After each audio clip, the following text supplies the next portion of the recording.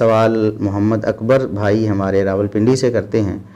وہ کہتے ہیں کہ گھر والوں کے ساتھ باجماعت نماز میں گھر کی عورتیں آواز کے ساتھ آمین کہہ سکتی ہیں؟ یعنی گھر پر جب عورتیں آمین کہیں گی باجماعت نماز پڑھتے ہوئے تو کیا اپنی آواز کو بلند کر سکتی ہیں؟ ظاہر ہے کہ یہ مسئلہ احباب کو معلوم ہے کہ جب مسجد میں یا میدان میں کہیں عورتیں مردوں کے ساتھ الگ سے باجماعت نماز پڑھیں امام کے ساتھ تو وہ آہستہ آمین کہتی ہیں۔ تو کیا گھر میں جہاں سارے محارم ہوں گے، محرم رشتہ دار ہیں، بہن بھائی ہیں، باپ ہے، بیٹا ہے، بھانجا بھتیجا ہے، وہاں باجماعت نماز کی صورت میں وہ کس طرح کریں گی؟ کیا وہ اونچی آواز سے آمین کہہ سکتی ہیں اس وقت؟ تو دیکھیں، اس حوالے سے اگرچہ علماء کا اختلاف ہے لیکن راجح بات یہی سمجھ آتی ہے کہ جب محرم ہی وہاں موجود ہیں تو وہ آمین اونچی آواز سے بھی کہہ سکتی ہیں۔ اس کی وجہ یہ ہے کہ ایک تو صحیح بخاری کی وہ حدیث 1203 نمبر جس میں نبی کریم صلی اللہ علیہ وسلم نے باجماعت نماز کی صورت میں امام صاحب کے بھولنے پر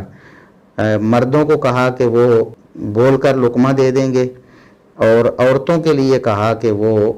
ہاتھ پر ہاتھ مار کر اطلاع کریں گی۔ اگر عورتیں ہی ہیں یا مردوں کو پتہ نہیں چلا یا مرد جو موجود ہے اس کو پتہ نہیں چلا، عورتیں ہی ہیں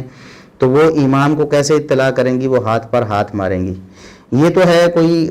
غلطی ہو رہی ہے، مثال کے طور پر رکعت اٹھنا ہے نہیں اٹھا جا رہا یا بیٹھنا تھا نہیں بیٹھا جا رہا، ایسی صورت میں مرد سبحان اللہ کہہ کر بول کر لقمہ دیں گے اور عورتیں جو ہیں وہ ہاتھ پہ ہاتھ مار کر اس طرح آواز پیدا کریں گی تاکہ امام کو پتہ چلے کہ کوئی غلطی ہو رہی ہے۔ اسی طرح اگر کوئی امام صاحب قرآن کریم پڑھ رہے ہیں اور ان سے قرآن کریم پڑھنے میں کہیں قرات کی غلطی ہو رہی ہے، وہ بھول رہے ہیں، تب بھی یہی قاعدہ کلیہ ہے کہ مرد جو ہیں وہ بول کر لقمہ دے دیں گے کہ یہاں ایسے پڑھنا ہے، اور عورتیں وہ بول کر لقمہ نہیں دیں گی، وہ ہاتھ پر ہاتھ ہی ماریں گی، صرف اطلاع کریں گی کہ غلطی ہو رہی ہے۔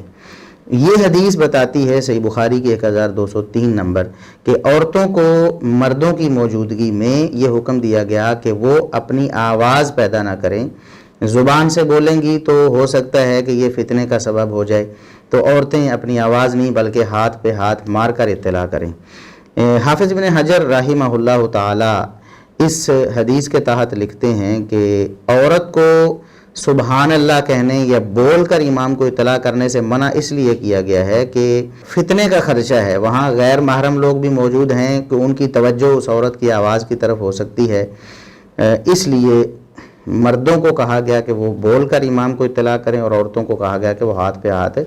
مار کر اطلاع کریں۔ تو اس سے پتہ چلتا ہے کہ اس حدیث میں جو عورتوں کو زبان سے بولنے سے منع کیا گیا وہ فتنے کے خدشے سے کیا گیا ہے، جبکہ گھر میں جب باجماعت نماز محرم لوگ آپس میں پڑھ رہے ہیں تو وہاں فتنے کا کوئی خدشہ نہیں ہوتا۔ اور اسی طرح ابن قدامہ رحمہ اللہ تعالی مشہور فقیہ ہیں، وہ اپنی کتاب المغنی میں لکھتے ہیں کہ اگر وہاں مرد موجود ہیں جو غیر محرم ہیں تو پھر عورت جہری طور پر آمین نہیں کہے گی، لیکن اگر اس کے محرم ہی موجود ہیں تو وہ جہری طور پر آواز کر سکتی ہے، نماز میں کوئی حرج نہیں ہے۔ لہٰذا آپ گھر پر جب باجماعت نماز پڑھ رہے ہیں تو آپ کی عورتیں اونچی آواز سے آمین کہہ سکتی ہیں، اگرچہ شیخ ابن عثیمین رحمہ اللہ اور دیگر کچھ علماء اس طرف بھی گئے ہیں عورتوں کے لیے مطلقاً سری طور پر آمین کہنا ہے، لیکن یہ بات زیادہ درست معلوم ہوتی ہے جو میں نے پہلے عرض کر دی ہے۔